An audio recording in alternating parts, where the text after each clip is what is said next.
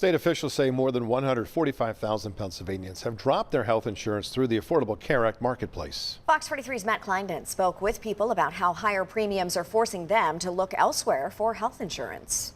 Enrollment in Pennsylvania's Affordable Care Act marketplace continues to decline as people struggle with higher health insurance premiums. So many people that I know were just enraged by what was going on. A recent report found that 145,000 people in Pennsylvania had canceled their Pennie health insurance plans over the last few months. Of that, 60,000 people dropped their coverage since the end of open enrollment in January. The decrease coincides with Congress allowing the enhanced tax credits for the Affordable Care Act to expire last December. Rita Whitney says the expiring credits caused her premiums to nearly triple overnight. It was as much as my mortgage, and just that it was barely something we could afford already, and then to have that come at that increase just was mind-blowing. Like, how can anybody possibly afford this? After losing Pennie insurance, Whitney's family then switched to a low-premium, high-deductible private insurance plan. It's kind of a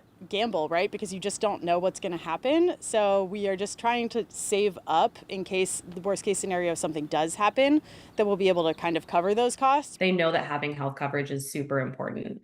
But they are really struggling to keep up. Joanna Rosenheim with the PA Health Access Network says many Pennie enrollees are scraping by, paying their premiums and other monthly costs. She adds that people without insurance and those with high deductible plans are more at risk for medical debt without the enhanced tax credits. Those high out-of-pocket costs are really putting people in situations where they'll have thousands of dollars in medical bills, even with health insurance. Patients and advocates say they are continuing to urge lawmakers to lower insurance costs by extending the ACA tax credits. It's so important because everything starts with having access to health care. Matt Kleindon, Fox 43 News.